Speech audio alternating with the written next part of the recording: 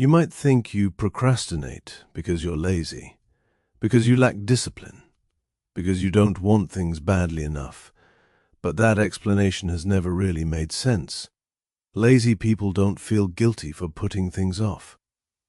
They don't overthink it. They don't promise themselves they'll start tomorrow.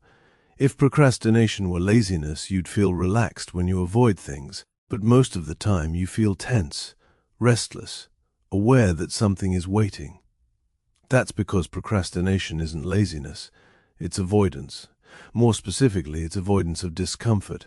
When you delay a task, you're not avoiding the work itself. You're avoiding how the work makes you feel: uncertainty, self-doubt, the fear of doing something poorly, the fear of starting and realizing it's harder than you expected. Those feelings show up before the work even begins, and your brain learns a simple rule: if a task creates discomfort, avoid it. This isn't a character flaw. It's a protective response. Your brain is designed to minimize discomfort, not maximize long-term success. So when something feels mentally heavy, it looks for relief: scrolling, cleaning, checking messages. Anything that provides a quick sense of ease. That relief feels productive for a moment, but it doesn't last, and the task doesn't disappear. It waits. Over time, this creates a pattern. You associate important tasks with discomfort, and avoidance becomes automatic. You don't decide to procrastinate. You drift into it. This is why motivation doesn't solve procrastination. Motivation is unreliable. It fades quickly. And when it fades, the discomfort is still there. So the real question isn't, how do I become more motivated? It's, how do I stop avoiding discomfort? The answer isn't willpower. It's understanding what actually reduces that discomfort. Most people think starting is the hardest part. But starting isn't one action. It's many small ones. Opening the document, looking at the first line, reading the instructions. When you think about the entire task at once, the discomfort spikes. Your brain sees effort, uncertainty, and possible failure. But when you reduce the task to something small and specific, the discomfort drops. This is why people say, just start.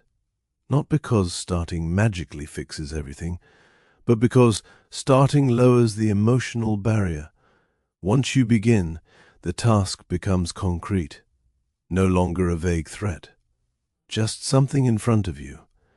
This shifts your brain from avoidance to engagement. And engagement feels different.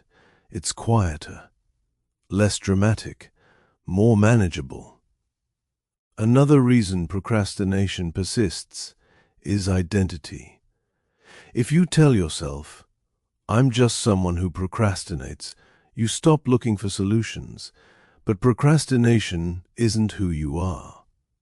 It's a behavior tied to how you respond to discomfort. And behaviors can change, not by forcing them, but by making them easier to repeat. Progress comes from reducing friction, lowering the barrier to starting, creating environments where action feels simpler than avoidance. This might mean removing distractions, breaking tasks into smaller steps, or setting limits instead of open-ended goals. None of this is impressive. None of it looks like discipline.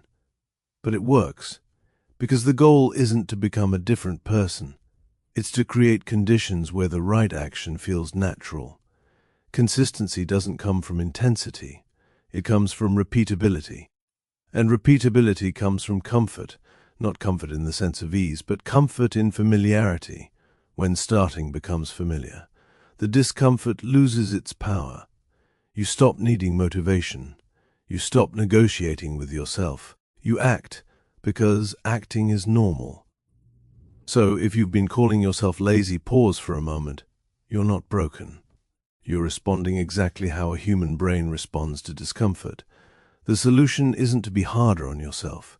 It's to be more precise, reduce the task, lower the emotional cost of starting, focus on the first small action. That's how avoidance fades, not suddenly, but steadily, and that's how progress actually begins.